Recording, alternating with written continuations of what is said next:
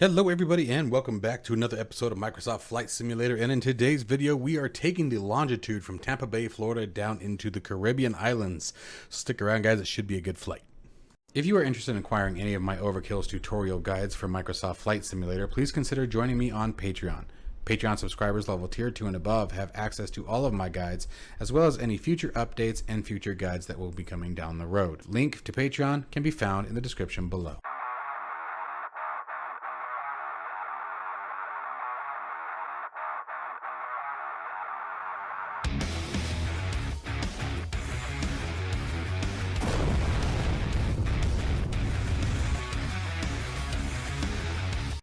Alright guys, as stated in the intro, if you guys are interested in acquiring my Overkills Cessna Citation Longitude guide from Microsoft Flight Simulator, consider joining me on Patreon. Levels tier 2 and above, so that's $10 or above, get you access to all of my guides, including this one. Here's some of the chapters that it covers, and to give you guys an idea, everything is pictorially dictated, as well as obviously full dictation in the text, but it breaks down literally everything you could absolutely need to complete the flight. In this tutorial guide is in it: flight plans, procedures, downloading and installing the modification that I use for it, you name it, everything about the cockpit, everything about the G5000 suite that's included with this particular aircraft, which essentially uses the work entitled G3000 on the back end.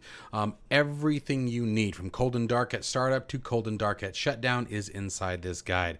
It really does help me out, guys. It's what makes a lot of what I do on this channel possible, so I do appreciate any support that is given, and I just want to make sure that I'm giving you guys a good quality product and wanted you guys to see firsthand what the guide actually looks like before the flight. Let's get started with the flight. Okay, so let's take a look at our flight plan. We are going up to 41,000 feet today. Not too bad, and that's pretty common for this particular aircraft. We've got 8,300 pounds of fuel on board. That has already been loaded. Here is our route. We're departing from runway 19 right is what we're projected at, although we'll verify that with the winds, but I think that was correct, using the Crowd 8 departure and then coming in on runway 10 at Princess Juliana in the Caribbeans. Not too bad of a flight. This should be pretty quick. The nice thing about the Longitude is she is a bullet, so it shouldn't take very much at all. We've got 2,600 pounds of passenger and cargo on board. Again, they're already loaded, so all we need to do at this point is jump into the aircraft and get out of here.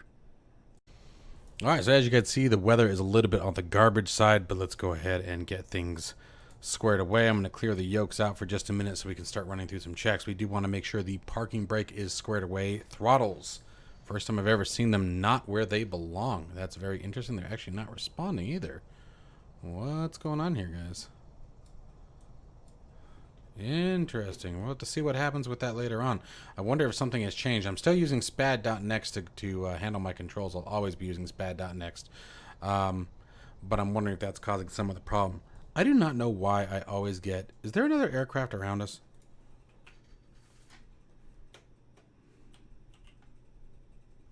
I don't think there is. No aircrafts around us, no carts around us, no nothing around us. Maybe it's simulating the ground power cart. Inside the cockpit, I can hear like an engine. It must be the ground power, so I'm going to keep that pretty quiet for right now until we're ready to get rolling here. So continuing on, we want to make sure, gosh, everything is extended. Speed brakes are retracted. This is very interesting. Flaps are also set. All kinds of stuff happened in this airplane. That is very odd to me. How about that? All right, so hopefully everything is going to work out well. We'll have to keep an eye on things as we get the aircraft started. Make sure we don't have any conflicts. All right, so with that in mind, let's go ahead and take a look at starting up some electrical power here. So the first thing we want to do is turn the standby power battery on.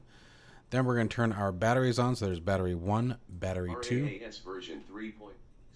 System test. Okay. Gosh, I haven't used ROS in forever. I'm surprised it even did that.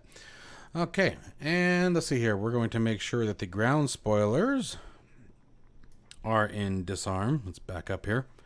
There they are right there. So they are, in fact, disarmed. And then now we can come back here to the back and we're going to go ahead and start the APU. And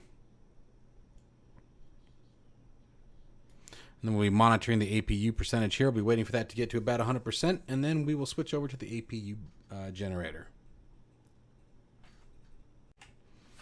All right, the APU is now up and running, so let's go ahead and turn the APU gen on. There we go. And let's see if we can find some lighting here, because we are definitely going to need it.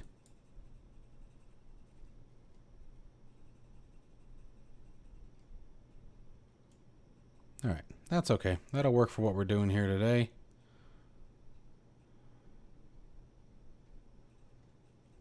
There it is. There we go. Okay.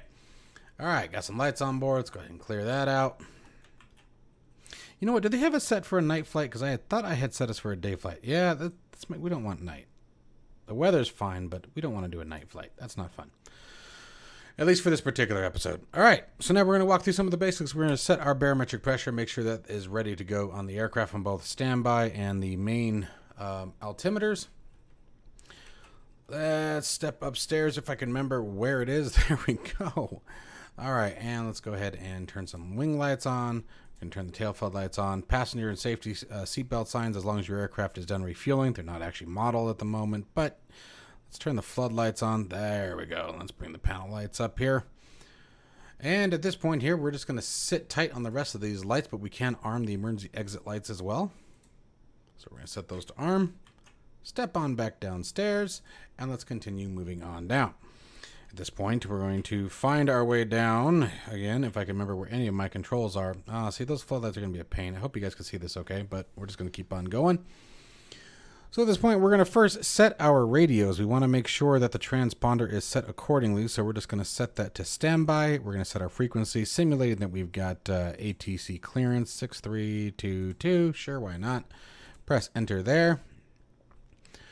And then next, we will start by entering in our flight plan. So the nice thing about this is from here, it's basically just like any other G3000. So as long as you're familiar with it, should be a walk in the park. All right, so let's see here. We are departing out of at origin, Kilo Tango Papa Alpha for Tampa Bay. And we're going to verify winds. Winds right now are 196 at 7. And we're, definitely departing on runway 19. So that's going to be easy peasy. I don't know why I clicked on that. I did not mean to. Go back to flight plan, go to procedures, go to departure. And we're using the Crowd 8. And our, Hailer is our transition, but we need to set the runway. And I believe it was 19 right that we were planning on today. No, we'll be using 19 left to depart today. Wow, that's nice. Good. That's good runway, 8,300 feet. Okay. Yep, 19 left is what we'll be using for our departure today. And we're going to hit load. There we go. And now let's start entering in the rest of our waypoints here. So let's see what we got going on after our departure. So from here, we're going to step on downstairs. Come on, scroll down. And start adding some en route waypoints. So we're going to insert a waypoint. So after Hailer, we are going direct to Lake, Lima, Alpha, Kilo, Echo. And from there, we're going direct. Let's see if we can actually enter this. Yep, cool. Let's see here. Oh, definitely the top one. And from Lake, we are going to Papo Bravo, India. And from there, we'll be jumping on an airway. So we're just going to hit enter here. And from here, we're going to hit load airway. And our entry point is PBI, and we are jumping on the Bravo Romeo 54 Victor. Bravo Romeo 54 Victor, and we will be exiting at Zulu Quebec Alpha. I was going to say, you should have something there for me. There we go. There it is. Perfect. Loading airway. And from there, we're going to be jumping on the Alpha 555. So let's scroll down here. And again, load airway. And the airway is the Alpha 555. And we will be exiting at Idaho. Give it a second to load those up as we saw last time. Come on. There we go. Let's just sort that in alphabetical order. Makes things easier. Nope. I was hoping I could drag that without having too much of a problem. Wow, there's a lot of exits there. And there's Idaho. Load airway. And let's keep scrolling down. And from Idaho, we are jumping on Route 6. So the airway is the Route 6. And we were exiting at Sierra Tango Tango. Got a big flight plan today. Sierra Tango Tango, load airway. And I think we have one more here. From Sierra Tango Tango, we will be jumping on to the Bravo 520. There it is. And jumping off at Juice.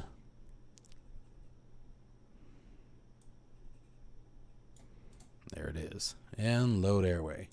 And from Juice, direct into runway 10 in the Caribbean. So let's go ahead and at this point go back to our procedures. And we don't have an arrival today, but we do have an approach. And the approach is going to be, oops, back out. Oh, looks like it's just direct in. All right, so we don't have to worry about that. Awesome. So from here, that's all we need. Go back. We had no approaches available. Didn't have any approaches available. Let me double check that. Make sure I didn't do something wrong. No, there is. Oh, I didn't select our destination. That would probably be helpful. Tango November Charlie Mike is our destination today. Let's go ahead and enter that in. RNAV for runway 10.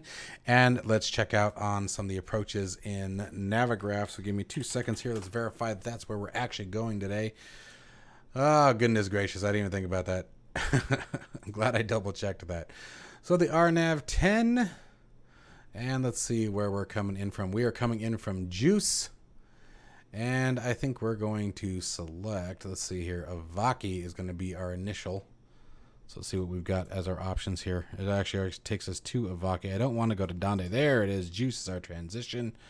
So Juice, Avaki, that's perfect. That's exactly what we want. Let's go ahead and hit load there. We obviously do not want to activate that, so we're going to go home.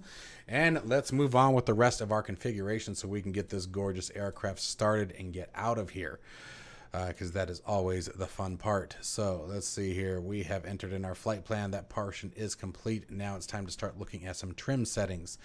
So first thing that we're going to need to do is take a look at our weights and balances. And again, all of this information is in the tutorial guide if you guys are interested in checking this out. We're going to be taking a look at our Mac today. We have a Mac of 29.7. At 29.7, we're going to be looking at, let's see here, a trim setting of right around 4 degrees downward. So I don't think that actually populates here yet. I don't think the trim indicator actually works from this view. It does not. Okay, so what we're going to do, what I found is if you hit the end key on your keyboard, whoa. Am I in like a really weird view or what's happening here? Oh, there it is. Okay. What I use is I use this indicator here. And so we're just going to set it to -4. That'll be close enough. All right. And let's get back in the cockpit. Hate those little immersion breakers. All right, and the next thing we need to do is set our V speeds. So let's get on down to speed bugs here. And we want all of them on, but let's start dialing into what we're actually going to be looking at. So for total weight, we need to take a look at that first.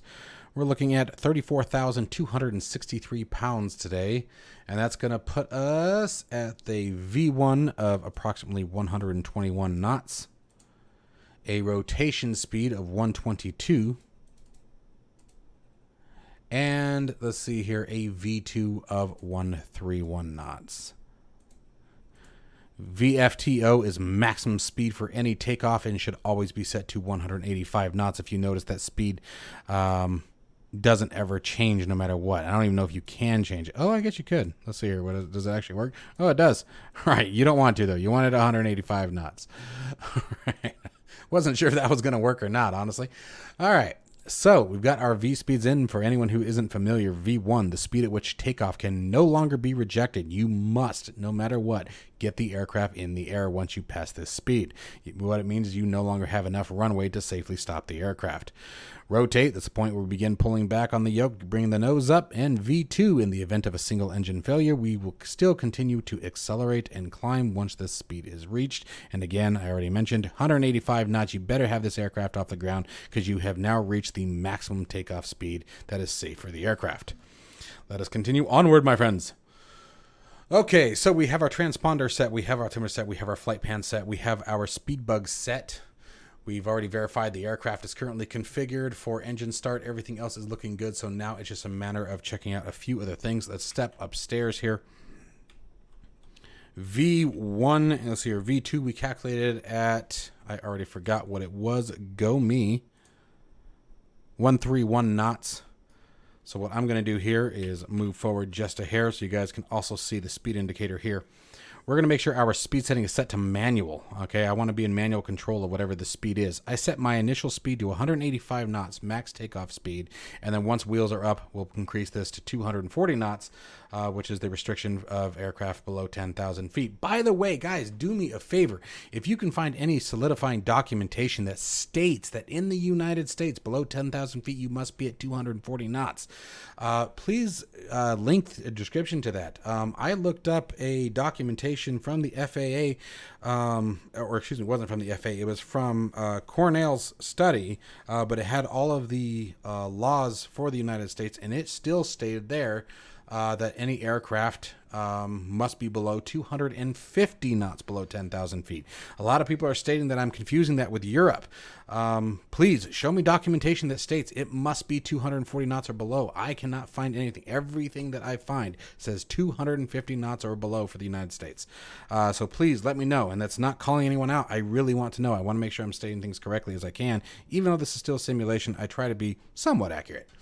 Okay, so let's continue onward. So I set that, again, speed set to manual, speed target set to 185 knots until after rotation. Let's see, we want our flight directors turned on. There we go. Boom. We're going to set our initial climb out altitude according to the star chart. So let's go ahead and go back to Navgraph for just a minute. Give me 2 seconds here. I'm going to find that for you guys. And we are opening up the book here, and we're taking a look at the SID. Standard image instrument departure, looking at the crowd 8 and taking a look at any altitude restrictions that we may have departing. Everything just says above 5,400 feet, so as long as we clear that, they are happy with us and don't care what we do, it looks like, after that. So we are going to go ahead and set our initial climb out altitude. Let's see here. Actually, yeah, let it ride. We're going to go 20,000 feet. We're going to go like a rocket, guys. This thing is going to climb so fast. Okay, so there we go. We're going to set for 20,000 feet. We're just going to get the heck out of here. And the last thing that I wanted to take a look at was to get our initial runway heading of 187 degrees. So we're going to go ahead and set that now on the heading bug.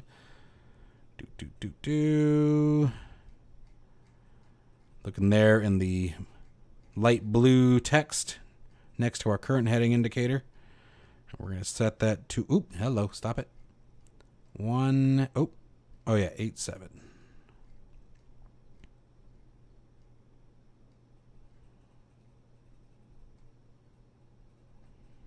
4, 5, 6, and 7. There it is. All right. So again, let's make sure that the nav source is set on the pilot display to the CDI, or to the FMS. The CDI is set to the FMS. That way our flight plan gets followed once we engage nav mode. And other than that, I think cockpit preparation is set, so we are ready to get these engines started, which means we're going to step upstairs. There we go. We're going to turn on the recog lights, anti-collision lights. Pulse lights will wait until we reach the runway here. And other than that, let's get these engines started. So we're going to step downstairs once again. I'm going to hit my camera view. First thing we do is turn the fuel pumps on. Boom! There they are. They are now turning on. And they are open. And now for the fun part, let's get the engines started. So first thing we're going to do is hit the start switch on the right engine and set it to run.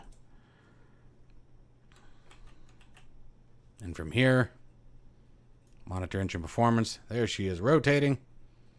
And we'll wait until she is at idle.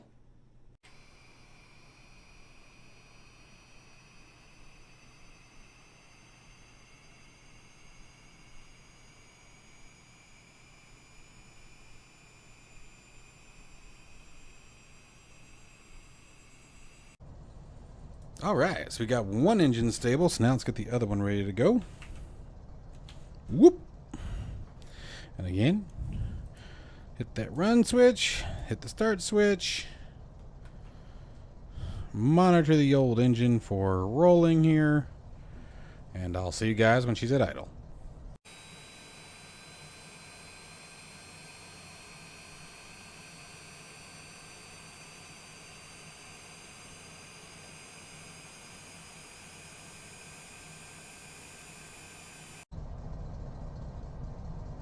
All right, we've got two engines at idle.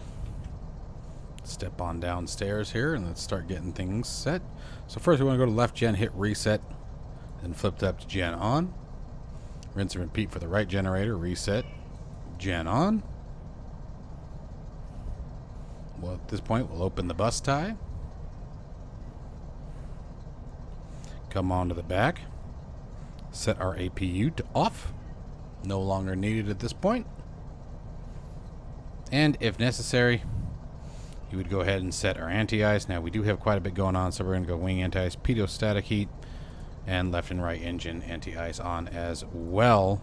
Given the fact that we got some pretty nasty weather coming in, we're going to be flying through that, so the chance of running into ice are actually pretty high. But at this point, we'll finish some final preparation, get ready for taxi. Alright, let's complete the rest of preparation for taxi here, so let's see what we've got going on. We need to come back upstairs. We need to make sure that our taxi light is now turned on. Come down over to the far right, you have your emergency locator transmitter. We need to make sure we turn that on. See if I can find the right camera. We need to set our transponder to on. Alright, and I think we are ready to get out of here, guys. Let's see here. We've already done our speed bugs. We've already set our altimeter. We've got target altitude. Target speed.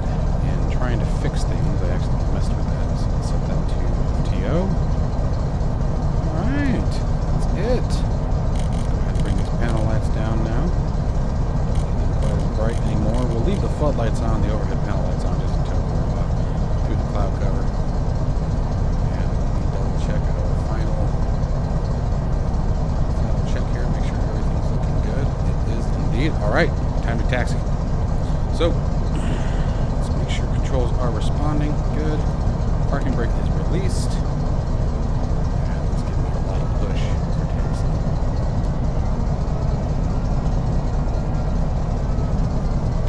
Out we go. Should be a nice, easy flight today. I don't know what that... And you guys can still hear that diesel sound. And then once we get airborne and get out of this... You know what, let me make sure ground power isn't. Is the ground power showing on? No, external power is off, so I was thinking maybe it's like a GPU cart that it's simulating, but I have no idea, man. And I find it is most common in this aircraft, and then like I said, once we like get through the climb out, sometimes even before then, it won't be an issue at all. Alright, what are winds showing? Winds are now showing 270. Let me double check something, because that doesn't, I don't think that's going to work with our runway anymore. So now we should be looking for runway 28. So our departure has now changed because the wind shifted. Now it's 270 at 2 knots, so they're light, but I think we're going to set runway 28 for our departure. That's only going to give us about 7,000 feet of runway, but I mean, we got to do what we got to do. Now the convenient part is it's right there. So we're going to go all the way down to the end here.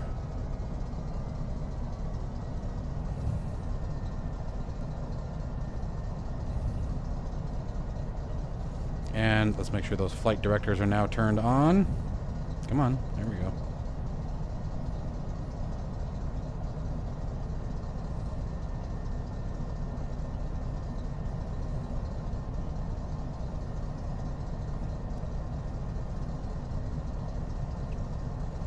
And approaching runway 28.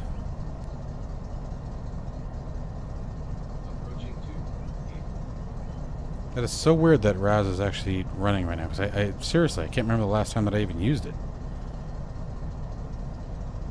Please delete the active flight plan to resolve. Why does it do this?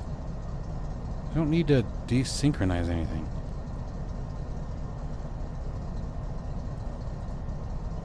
I'm going to let it just run through. Hopefully it... I really hope this isn't going to bite me in the tail, but we're just going to let it run as is. I don't know why it does that desynchronize thing. I'm gonna have to look into that. I've seen that one other time. Spoilers. We're gonna arm in the event of a rejected takeoff. Landing lights come to on, taxi light can come off, pulse light comes on. Everything else looks good. Alright, let's take it.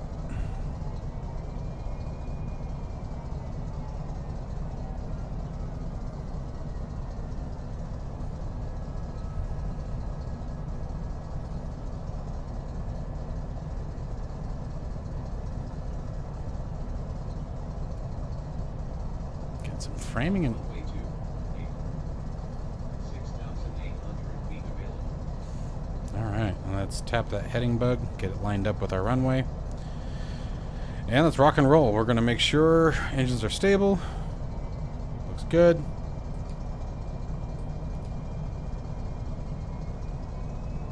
Alright, toga set. And we are on our way.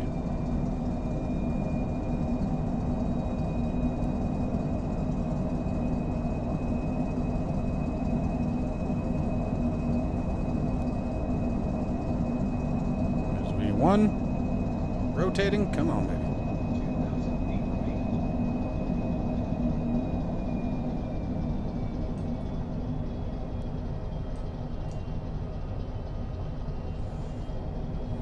Positive rate, gear up.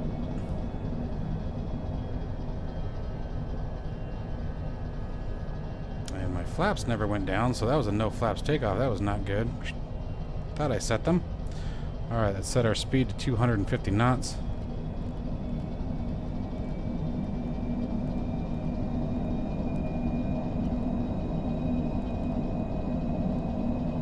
And we're going to go to autopilot on.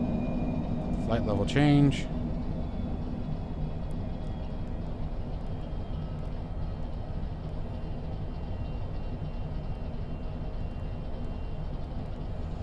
Ideally, you want to be closer to the flight directors when you start the autopilot. It will help that particular situation. I want to know why my flaps control button isn't even working. What's going on? Let's disarm those spoilers. We don't need them anymore. What's going on with my controls, guys? This is bumming me out. Let's turn our nav mode on so we can get on course with our flight plan.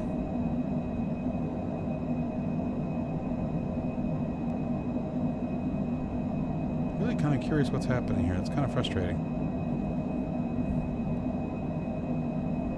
I flew the Longitude just a couple weeks ago and everything worked great, so I don't think it's an issue with like an update or anything. There hasn't been any changes.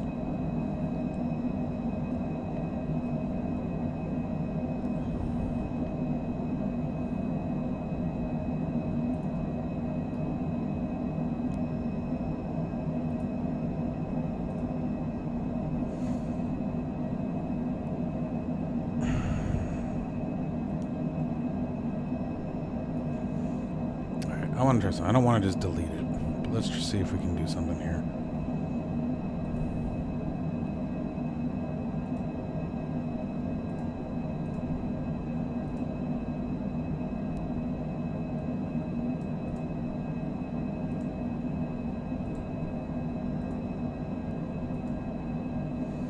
Why do I need to delete the whole flight plan for this? That's super frustrating.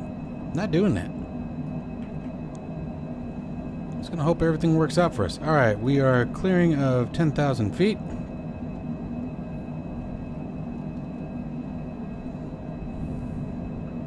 So we're gonna climb out at 280 knots now.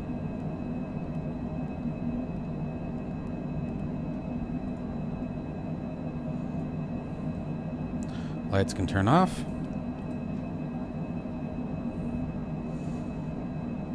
And if we just... So the only thing that I'm worried about with the desynchronization of the flight plan is if for any reason it messes with the VNAV on the descent.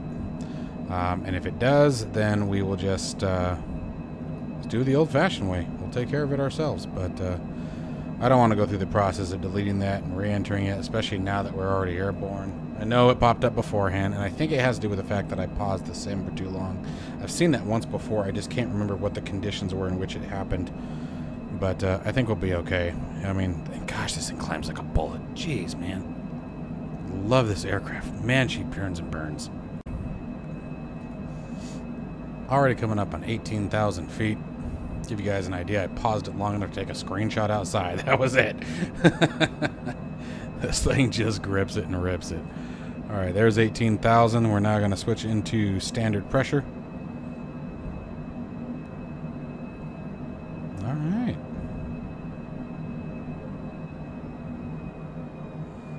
And while we're in cruise, I'll figure out what's going on with my controls and why that's not working.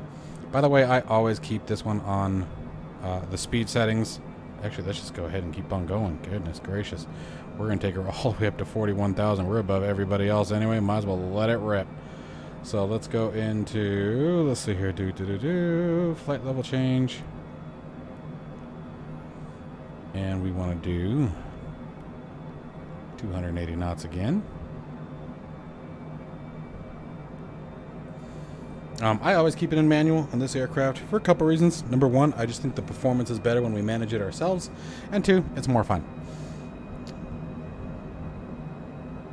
But everything else is golden. I mean, we are just going to scream on up. And hopefully this won't be too long of a flight here. Shouldn't be. This actually should be a pretty quick flight. I want to come on downstairs here for a minute. Oh, that's another thing we can do now. Let's turn those floodlights off. We'll leave the panel lights on for now, but we can turn the floodlights off. Okay, home. It's following the flight plan, so we're going to call that as working for now. And then, what was I going to do? I was going to go to the map settings. That's what. Let's turn some of the map detail off. I don't need that much. There we go. There we go. Declutters it a bit. Makes it a bit easier just to see the flight route. Alright, so we're coming up on 24,000 feet. So what I'm going to do here is I'm going to do a push and switch this into Mach airspeed. And with that, we are going to go ahead and set it up to... I'm going to pull up my checklist for this. I want to make sure I don't miss this. Mach 0.78 is what we're going to kick it up to. And once we get to cruise, we'll be trying to get to Mach 0.82 or as close to as we can. But I'll see you guys in a few minutes once we get up to our cruise altitude. Then we'll start talking about plotting for the descent and making sure the VNav works. And as long as we get our top of descent location, we should be fine. All right. Well, it is time. Just coming up on cruise altitude. So at this point, I like to make sure that I know when my top of descent is going to be. So to make things a bit easier, we're going to come down here. We're going to hope that all this works. I know.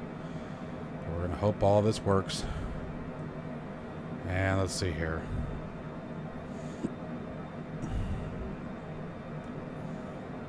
Pull up Navigraph charts here.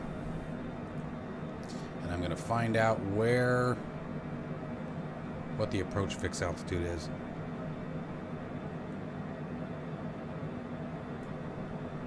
Okay. I'm surprised it doesn't have us on the Ulaba arrival, but that's alright. So Avaki, we need to be at 2,600 feet. That's our target. So 2600. Let's hit enter there. VNav. Enable VNav. 2.5 hours to top of descent. Looks like it's working just fine. So let's pick our head up for here just a second. And I'm going to zoom out even further. And see if I can even see it. We may not even be able to see it yet, truth be told.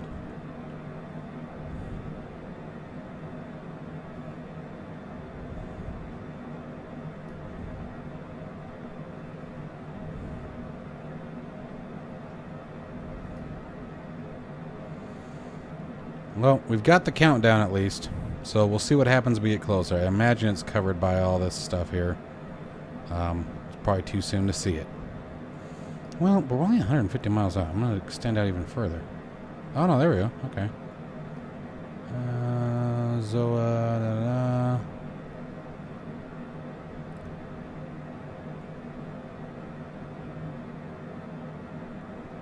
Yeah. Oh, I think that's it right there. Hang on. Let's do one more. Oh, maybe not. Yeah. We can't see it through all of this, so that's okay. We have a ways to go, obviously, so I'll catch you guys as we get closer to the timer, and then by then we should be able to see it. All right, my friends, so we are approaching our top of descent. There it is right there. All right, so that is working just fine. We're looking at about 2.5 minutes. So one of the things that I like to do a little bit beforehand is I'm going to slow the aircraft down to about Mach 0.78. Give us a pretty reasonable descent speed for the start. And then we're probably going to be looking at descent rate probably right around 2,500 feet per minute. I use vertical speed with this particular configuration using the working title VNAV. What it's going to essentially do is calculate our target, and I'll show you guys what that looks like here in a second. We're going to see a target vertical speed here that we need to match, and then we'll see the glide slope here that we need to make sure that our altitude lines up with. Pretty simple to operate, and you guys will see that in action here in just a second. We got about 2 minutes to top of descent, so I'll catch you guys in just a minute. And you also do get this alert right here that says top of descent within 1 minute. So we're just about ready. And there you can see our vertical speed has popped up. We're going to be looking at a target of 2,300 feet per minute. There's our target altitude, and you can see the caret down there. So here we go. We're going to go ahead and switch over to vertical speed mode if I can remember where the heck it is. Why am I drawing a blank? It's got to be, jeez, gosh, right in front of your face, Mike. All right, let's bring it down. And so we're going to match the caret up here.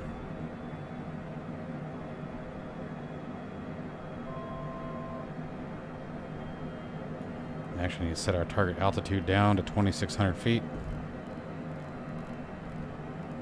Now I descended a little early, so I'm going to bring that back up.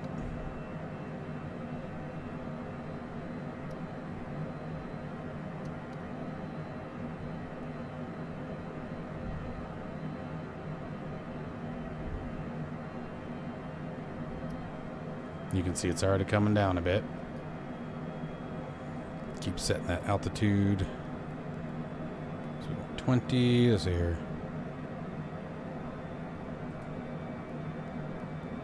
2,600 is what we're looking for.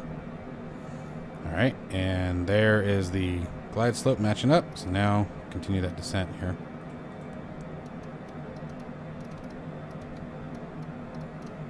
I'm gonna go a little bit below just to catch up with the glide slope. Once the glide slope matches up with our current altitude, I'll reduce the descent rate. Alright, so there. We should look something right about like this. Okay? And you may have to adjust here and there. To those that always say it, I do not believe VNAV functions in the simulator with the working title G3000. So, to my knowledge, this is the only way to do this. We're getting a little bit below the glide slope. Let's see what our target's supposed to be. It's wanting 2,300 feet per minute, but we're only descending at 1,800. I follow the glide slope more than I follow the target, but there we go. Leave it at 2,200 and see what we get for a minute. 23. It's actually wanting almost 2,400.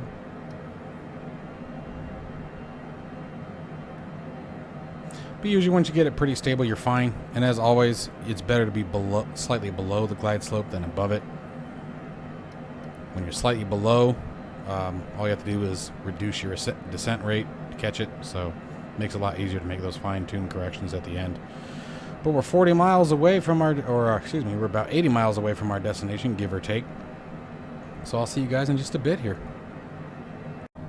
Okay, so we have resumed our descent down to 2,600 feet. We're below 250 knots, so we're going to see if I fix my flap problem. I did indeed. Good. So anything below flaps 1, you want 250 knots. Anything below 230 knots, you want flaps 2. And I'm actually going to take her all the way down to 210 knots at this point. Once we make that turn onto the approach, it happens pretty quick. So we are going to go flaps 2.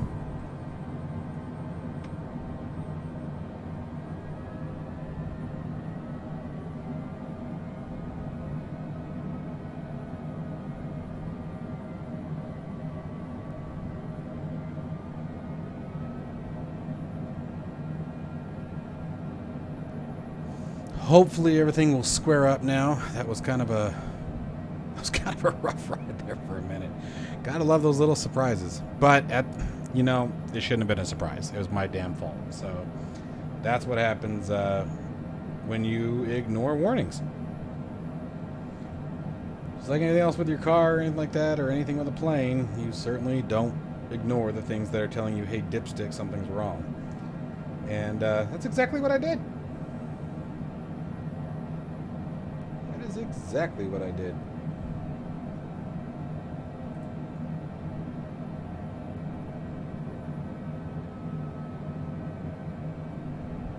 looking pretty good here now.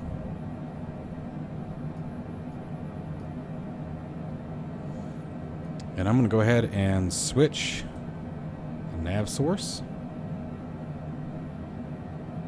for the VOR. And we need to set our course. And I need to do that quickly before I forget. 096 degrees. No, don't turn around, don't turn around, don't turn around, don't turn around.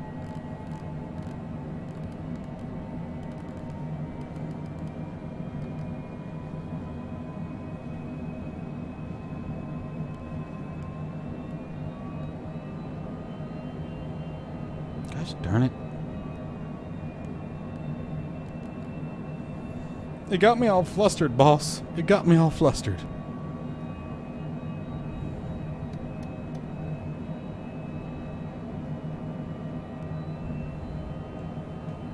Oof.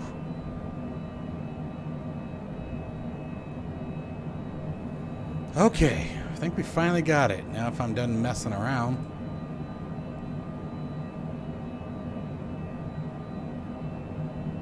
Alright. Although, I'm not gonna lie, this is kind of eerie. Really hope that clears up before we turn final. Okay, so let's do one last check here since I keep screwing everything up. Landing lights are on. Speed is set, but by the way, let's go ahead and take a look at our speed.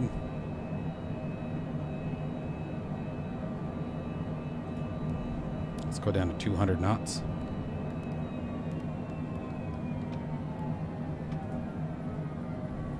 Okay. Final runway heading 096. Let's set the heading bug to the same thing.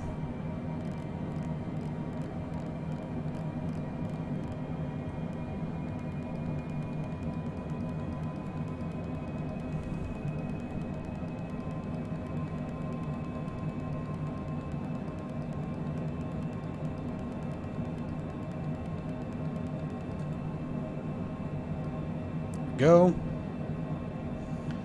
Okay, and taking one last look at our chart here. What's it got for a missed approach? Let's see here. Do we have anything for a missed approach? I don't have anything for a missed approach. That's fantastic. There it is. Helps if I'm looking at the approach plate. Makes a difference every time. Touchdown zone elevation is 12 feet. Missed approach will be climbing right, turning to 4,000. Onto on bed or direct on bed and hold until directed by ATC. Okay. Oof, gosh, this is nasty. All right, we're gonna start a nice.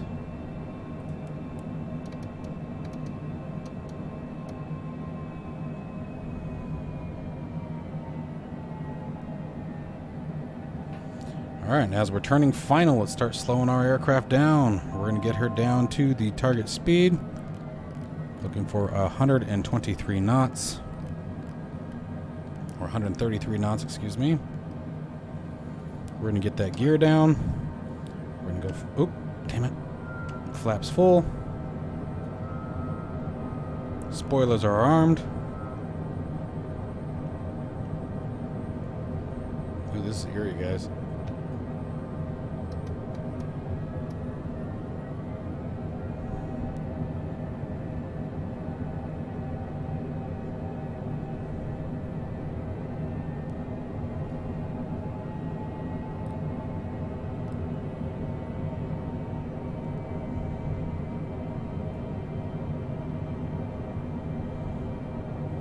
Hold us here until we get to Lessor. At Lessor, we should be at 1700, so I'm going to sit tight for a minute. Set target altitude up to 4,000 for our missed approach in case we need it.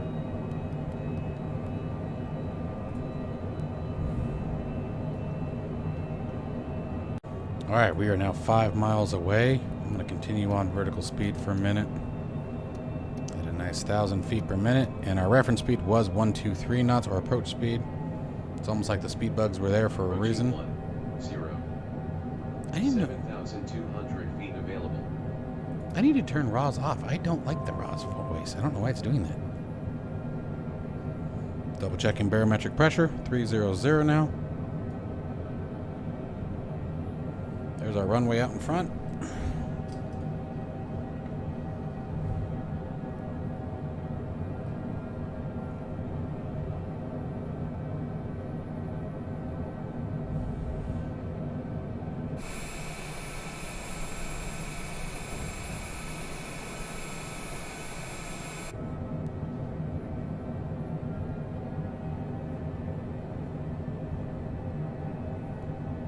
All right, at this point, we're going to take the controls here. Get a little bit of a center line back.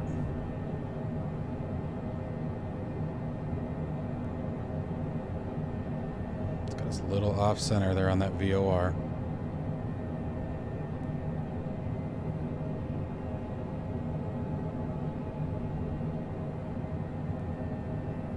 Disengaging auto throttle.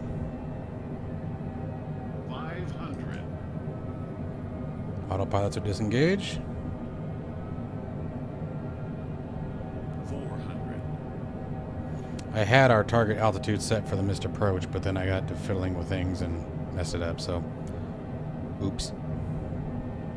300.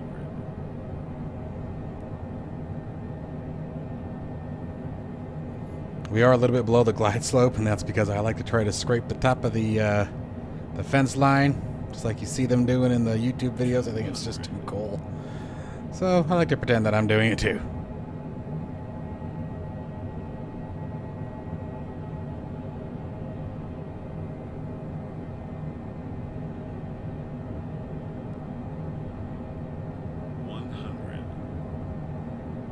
And throttle's going to idle. 50.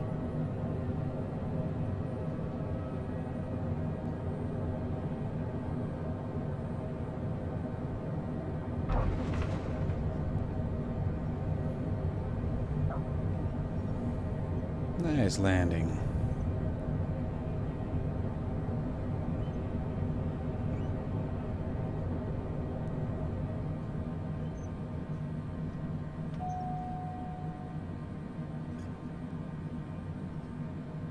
A little bit long for what I wanted. But we are here. Approaching 10. Oh, hush, Roz. Alright, stop the aircraft here for just a second. Let's get these flaps cleaned up. Let's disarm the spoiler. Oh, I think it just armed it again. There we go. Disarm. And let's come up top. Landing lights off. Text lights on. Pulse lights off. And let's get on over to our gate. So a few weird issues there. Unfortunately, most of them would have been avoided had I paid attention to the alert. So when it tells you that your flight plan is desynchronized, do not ignore it. I was being lazy. I just wanted to fly. We were ready to go. But, oh well. Lesson learned. Won't be ignoring that one anytime soon. Won't make that mistake again, that's for sure. Master Wing, why do we fall? Alright, and let's bring it right here. Turn, turn, turn, turn, turn. Oh, damn it, I thought I had it. Oh, well. Alright, and let's stop her here. Set that parking brake. Come up top. Turn that taxi light off. Get it out of people's eyeballs. And I think it's 3. Start the APU. Shut down the left engine.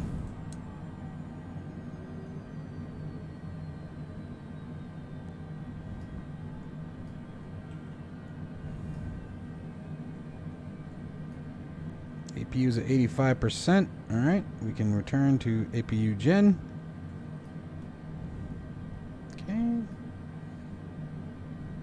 let's turn the right engine off.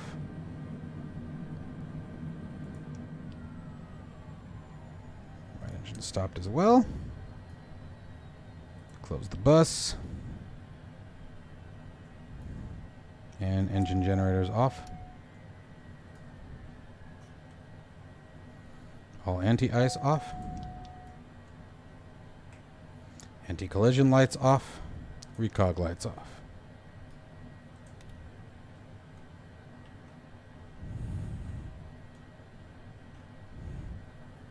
APU off. Battery 1, battery 2 off. Standby power off. APU gen off. Alright, a little out of sequence there on the shutdown, but it happens. Figured, you know, the rest of the landing was atrocious, so might as well follow suit with the rest of the video. As always, guys, at the very least, I hope you found some comedic value. I promise the guide is much more accurate than everything you just saw me do here. Unfortunately, I missed many of the steps that are in my own guide that I should have just paid attention to. So that kind of just happens, but we all make mistakes. Again, hope you enjoyed. As always, be sure to hit that like and subscribe button, and I will see you guys in the next one.